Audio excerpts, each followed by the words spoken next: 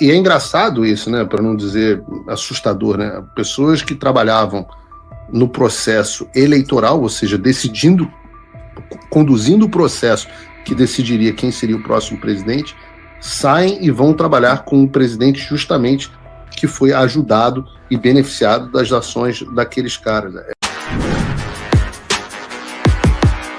Olá, Edu Carvalho, melhor canal de corte do YouTube. Eu conto imensamente aqui com o like de vocês, que você mande o programa nos seus grupos de WhatsApp, e esses fatos que nós vamos revelar e entender melhor aqui hoje, chegarem ao máximo de pessoas possível.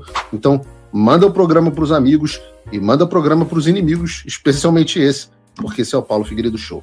Mas eu queria entrar um pouco na questão da USAID, que eu me lembro que você disse no ano passado, que você nunca recebeu informação sobre convênio da USAID ou qualquer parceria com o governo norte-americano. Mas eu, naturalmente, acho muito impressionante, eu não sei o quanto que você acompanha, da similaridade entre o que foi construído pelo Alexandre de Moraes e o que existia dentro do governo Biden. Então, ainda que você não soubesse da USAID, eu te pergunto se você pelo menos conhecia a parceria que o TSE fez com os checadores de fato durante as eleições de 2022. Com os checadores, sim. Quando eu cheguei, essa parceria já existia, mas estava dentro do meu gabinete, mas sempre quem cuidava disso ou era o Frederico ou era o Tiago, que fazia o relacionamento com eles, porque eu não conseguia, era delegado para eles. Eu estava nos grupos, sei que mandavam coisas, mas quem fazia a filtragem e o contato com esses grupos eram esses dois personagens, não era eu. Quem são esses personagens, Frederico e Tiago? O Tiago, ele era um contratado da SECOM, porque ele não tinha curso superior, alocado dentro do gabinete. É um cara, se você procurar na internet... TSE, que você diz. Uhum. Como ele não tinha curso superior, ele não podia ser nomeado. Então, quando eu cheguei, ele já existia, tá? Não é coisa nova, não. É um cara muito inteligente, entende de fake news, não aguentou ficar lá, saiu em meados de novembro, dezembro, porque ele vinha de uma estrutura séria. Entendeu? E não pagavam muito mal ele tinha que pagar as passagens, então ele estava, de fato, cansado. Mas é um cara que, se você pegar nas eleições anteriores que tiveram, e existiu esse gabinete mesmo de forma temporária, o Thiago Rondon é um cara que entende, é um cara que tem know-how da coisa, ajudou a criar a estrutura. O Frederico Alvim é um cara muito técnico, é um grande conhecedor do direito eleitoral. Então, juntos os dois conseguiram moldar, de fato, as parcerias, o gabinete, fazer até, porque não sei se você sabe, quando vai ter uma eleição, você tem que fazer todo como que eu vou falar com o termo? Fazer o planejamento da próxima eleição, o que o gabinete vai fazer, o que o gabinete precisa. Quando eu cheguei, isso tudo estava pronto. Eu só assumi o gabinete. Tanto que quem era o chefe do gabinete antes de mim era o Frederico Alvim. Ele foi exonerado de assessor-chefe, eu fui nomeado assessor-chefe, e ele foi nomeado assessor de um nível maior lá, entendeu? Quase um último nível. E ele era o ponto de apoio para algumas questões eleitorais. Ele conhece. Ele é muito bom nisso. E aí, como é que era a questão dos checadores de fato? Os checadores de fato, qual era o papel que eles tinham no trabalho de vocês? Eles ficavam... eles, de fato, se monitoravam o que estava acontecendo. Ficavam monitorando em redes, mas vou ser sincero com você. No trabalho principal, o trabalho que aconteceu, o gabinete só trabalhou para os pedidos de Alexandre de Moraes. Os checadores só chegaram a ser aproveitados, e nem todos, tá? A única que trouxe material foi a Samara Castro, que é a atual diretora da SECOM da Presidência da República. Ela trouxe material do 8 de janeiro. Peraí. Então, a atual diretora da SECOM do governo Lula, essa trabalhava como checadora de fato para vocês? Exatamente, é uma advogada, trabalhava como checadora de fato. Não sei se não me recordo, preciso até olhar, se ela era da FRJ ou FMG, era uma dessas duas, e ela era tipo uma líder dos checadores, né? Aí tanto que quando precisou fazer as certidões de 8 de janeiro, me falaram, ó, conversa com a Samara que ela tem uma boa equipe, pede para ela dar uma checada nas coisas. Então ela trazia o material, eu repassava para a equipe para ajudar, se eles aproveitaram ou não, foi com eles, mas ela auxiliou bastante nisso, e ela era checadora do TSE. São dois casos, né, o Figueiredo, é a Samara Castro e é o Dário Durigan, né? Dário Durigan, quem era Dário Durigan? Era o diretor do WhatsApp, né, da parte técnica do WhatsApp, e ajustava na programação as políticas de privacidade, as políticas públicas, né, do próprio WhatsApp. Ele hoje é secretário executivo do Haddad, né? Exatamente, ele hoje secretário executivo do Haddad e ela diretora da SECOM. E muitos personagens que estavam ali, alguns personagens do próprio TSE, quando findou o mandato do Moraes, foram para outros lugares, óbvio que encaixado pelo Moraes. E é engraçado isso, né, para não dizer assustador, né? Pessoas que trabalhavam no processo eleitoral, ou seja, conduzindo o processo que decidiria quem seria o próximo presidente, saem e vão trabalhar com um presidente justamente que foi ajudado e beneficiado das ações daqueles caras. É realmente assim. Fala, amigos do canal. Tá gostando desse vídeo? Então não esqueça de deixar o like, comente o quanto quiser e compartilhe com seus amigos e inimigos por um Brasil melhor e mais justo. Inscreva-se no canal e nos ajude a chegar a 1 milhão de inscritos. Não saia daí que o melhor desse vídeo ainda está por vir. Um exemplo é o José Fernando Chuí, delegado da PF, que trabalhava, ele era assessor da assessora-chefe do Levi. Consegui entender ou não? Levi, assessora-chefe do gabinete dele, e abaixo o José Fernando Chuí, que é um delegado da Federal. Hoje ele tá, acredito que ele esteja, né, como corregedor da BIM.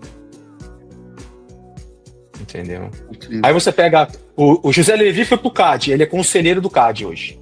Foi tudo feito aí um prêmio, né? Se eu continuasse lá, eu já tinha a opção de eu ir pro gabinete do Alexandre de Moraes no STF, só que eu ia até com um cargo abaixo, ou seja, a gente chama de CJ3.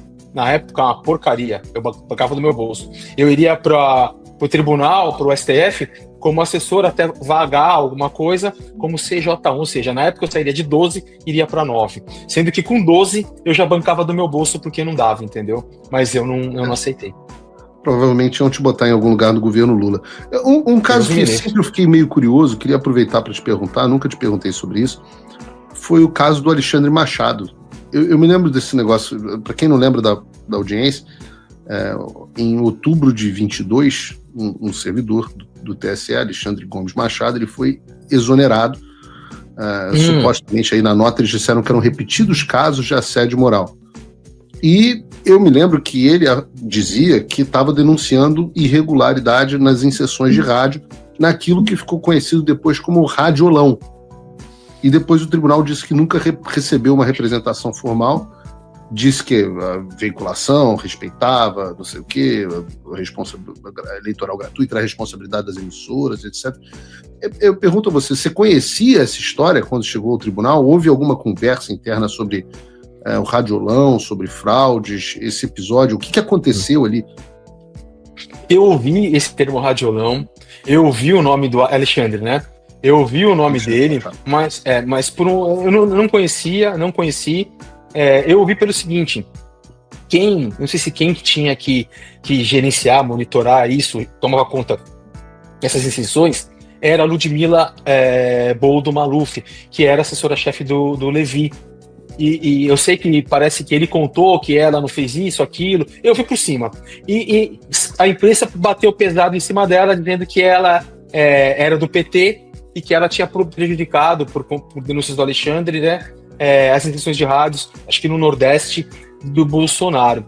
Para mim, chegou o quê? Verifique nas redes, na internet, material que está ofendendo a própria Ludmila, porque ela vai entrar com processo, nós vamos entrar com processo. Então, a minha equipe, peguei 2 da minha equipe lá, fizeram os levantamentos, mandaram os relatórios, e inclusive me recordo de que era um churrasco, estava todo mundo de vermelho, o pai dela era do PT, era conselheiro, era alguma coisa, que eu fiquei sabendo, estava de vermelho, e falaram, a moça que apontaram na imprensa, não era ela, era a prima dela. Ela falou, não é minha prima. É o meu pai, mas é minha prima, entendeu? Aí eu fiquei sabendo que, de fato, eles participavam de alguma coisa referente a, eu não sei se é do PT, eu não sei se era da CUT, alguma coisa relacionada ao PT, entendeu? Mas eu não tive contato com o Alexandre e não fiquei sabendo o que aconteceu depois. Sei que ele foi, acho que, exonerado, uma coisa assim, não foi? Ele foi exonerado, chegou a pedir para registrar lá na Polícia Federal, ficou assustado, ficou temendo pela própria vida, etc. Ele foi, antes de você ter sido desgraçado pelo Alexandre, esse... Foi o primeiro. Esse foi o primeiro caso, né? O caso do... Ele só pediu na polícia errada, né? Pois é, confiar na Polícia Federal é meio complicado. Então, mas o que eu fiquei interessado é o seguinte: essa Ludmilla, que cuidava das questões do Radiolão, ela era, então, de fato, a família, o pai dela era ligado ao PT e aos movimentos de esquerda. O pai dela, sim. Ela, eu não posso te falar porque eu não sei. Claro. Ela é uma servidora do Tribunal de Justiça de São Paulo, que foi para Brasília porque o marido trabalhou no gabinete do Moraes como chefe, alguma coisa lá para trás, e continuou em Brasília. Aí puxou ela, porque ela, por como o marido já estava em Brasília, né? Como funciona, só para você entender? Sempre que tem um personagem que é de uma outra instituição, de um outro estado, e ele vai para Brasília por um convite de alguém importante, ele tem uma esposa que claro. Que geralmente Sim. é uma servidora, e eles tentam lotar esta servidora em algum lugar, ou o Ministério da Agricultura, ou Polícia Federal, ou o Tribunal Superior Eleitoral. Eles tentam buscar, entendeu? Sei disso porque... Mas você concorda que é complicado o fato da pessoa que era responsável pela alocação do horário de rádio e televisão, que, segundo a denúncia do Radiolão, que nunca foi explicada, vinculou milhões e milhões de propagandas a menos para o Bolsonaro, o pai da pessoa responsável por fazer esse acompanhamento ser ligado ao PT, aos movimentos de esquerda, não traz segurança no processo, né? É estranho, tanto quanto estranho, né? Não é normal. E aí você está me dizendo, inclusive, que eles utilizam... Não seria estranho se a pessoa, ela pode ter o lado político dela, esquerda ou direita, mas desde que o profissional dela não interfira nisso, ela não traga a política pro lado pessoal. Eu, por exemplo, eu tenho a minha opção, que é a opção de direita, mas eu nunca interferi. Óbvio que eu ficava olhando que só vinha direita, mas eu nunca misturei política com trabalho, nem política com amigos. Eu tenho amigo que é de esquerda e trato bem, e amigo de verdade. A opção política dele é uma coisa... Ele não me agride, ele não fala comigo, mas pessoa é pessoa, opção é opção.